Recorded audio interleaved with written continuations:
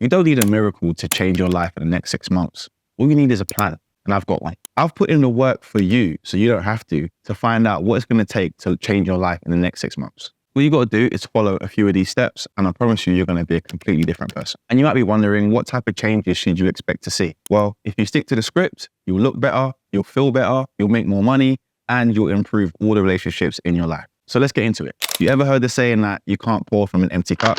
Well, it's fucking true. You need to literally put yourself first. You need to get in the best shape of your life. Train every day, eat right. It's that simple. If you're a coach, you need to be living by example. People need to look at you and think, wow, I want to look like that guy or girl. Train 3 to 5 days a week, do weights, do cardio.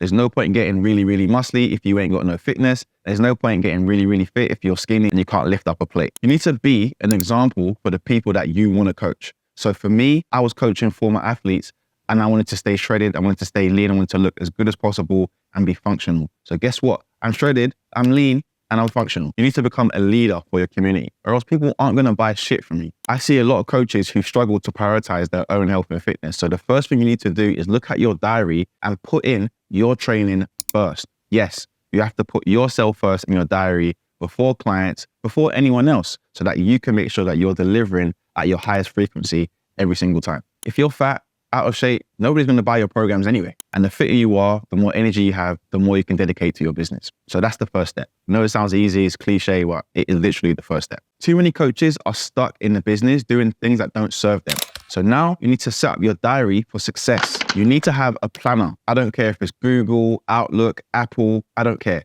But whatever calendar system you use, you need to literally plot out your whole diary for the week. If you look at my calendar, it literally looks like the rainbow. I have all these different color-coded events, and I literally plan everything in my week. I plan when I'm going to eat, when I'm going to sleep, when I'm going to shower, when I'm going to go on a date. I plan everything because if it's planned, I know I'm going to do it. If you're running a business and you don't have anything planned, then guess what? You're not running a business. You need to time block all the most important tasks in your life, and specifically for your business. So let me list that out for you. Number 1 is lead generation. Plan when to talk to leads and try and get calls booked in your diary. You've got to set out time for program updates. You've got to set out time for communicating with clients. You've got to create time for sales calls. You've got to create time for content creation. You've got to create time for email marketing. You literally need to plan everything. And you see that phone in your pocket? Throw it away. Turn off all your notifications. Put your phone on do not disturb. No one's disturbing you. You're going to go out there, you're going to make money, and you're going to build your business. And the final point here, stop drifting from task to task. My advice is you should know the 3 main tasks you need to do for the day the night before. So before I sign off, I literally write in my notepad, do this, do that, do this. And I always limit it to 3 things because when I do more than 3 things, I get a little bit lost, things don't get done, and I feel like I failed. So I keep it to 3, and I know I'm going to complete 3, and I'm done. Easy, Bob's your uncle. So that's all you need to do. And stop letting clients dictate your life. You dictate your life, and then clients come after, okay? That's how you're going to be a success. So now you've sorted out your diary. You sorted out your health and fitness. The next thing is what I call a reverse alarm. It's something that I learned from an entrepreneur named Craig Valentine. We usually have an alarm to wake us up in the morning to start our day, but we don't have an alarm to send us to bed. And I think a reverse alarm is actually way more effective because I don't use an alarm in the morning, but I still wake up pretty early compared to most people. And it's simply because I get to bed on time. If you're always going to bed after midnight, you're staying up late on the laptop, 1 a.m., 2 a.m., it's literally killing you. There's a book out there called Why We Sleep, and I recommend it to so many people. It's going to explain the importance of getting a good night's rest. Some of you have a terrible life because you're always tired, you're always drained, and you don't do anything to refuel your own batteries. So my advice here is literally pick the time you want to go to bed and set the alarm 1 hour before. You should be getting into bed about 9 or 10 p.m. latest. Then you've got about half an hour to 45 minutes of downtime where you can slowly unwind and actually go to sleep. Your bedtime routine is literally the most important thing you can do.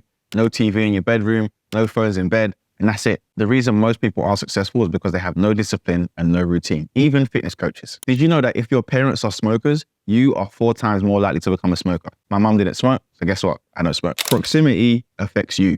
So your environment is really, really key. So if you want to see a big change in your life, one of the biggest factors is you need to get around people that inspire you. Your local environment may not be good enough. You might need to join a group online. It might be a group of men that are really high achievers. It might be a group of women that are really high achievers. It might just be a business group. It could be anything, but you need to join a group where you know that, hey, I'm going to get help to really, really grow and elevate. For me, I've invested in mentors and coaches to really, really level up And I want to be around people that are making millions of pounds, because guess what?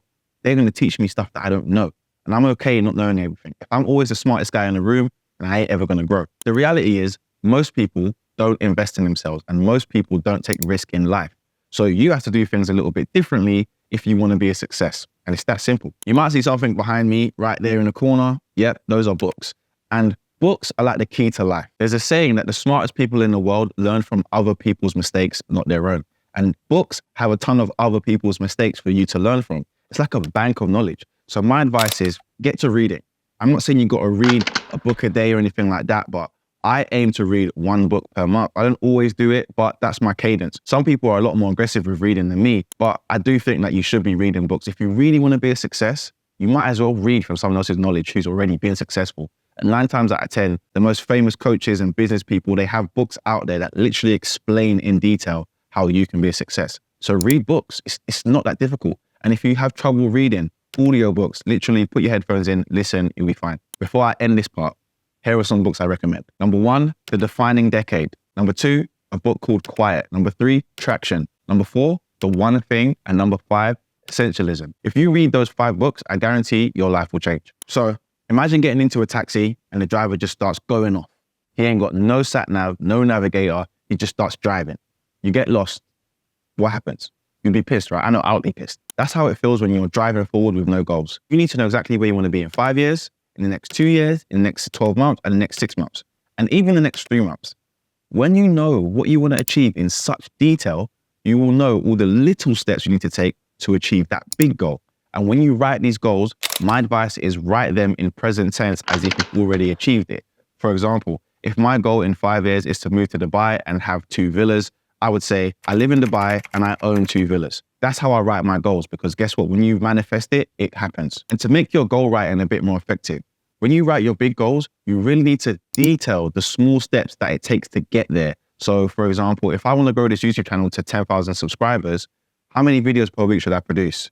How many times do I need to sit down and record videos? That way, I've got a step-by-step plan to achieve that. I know my KPIs for all my goals. Therefore, I know that I'm going to be successful, whether it's now, 6 months, 12 months. And that's just how it works out. That's the plan. You've got to have a vision, or else you're just going to fail. Don't feel overwhelmed if you feel like the goal is unachievable. And also, don't be afraid to readjust goals. It's okay. That's life. You've got to readjust goals sometimes. Sometimes you didn't hit that target. Okay, what am I going to do next month? So don't let the goals beat you down, and don't be scared. The whole point is your goal needs to be scary so you can go out there and get it. And make sure that you are continuously revisiting your goals and checking them off like a little list. That's the simple steps to be successful. Now, you might need to rewatch this a few times to implement all these factors into your life. But if you want to change, it's ultimately down to you. 6 months of hard graft and focus could really, really propel you to a whole new stratosphere. I started this video with about getting in shape. So if you want to know exactly how to get in the best possible shape of your life, all you've got to do is watch this video right here. Peace.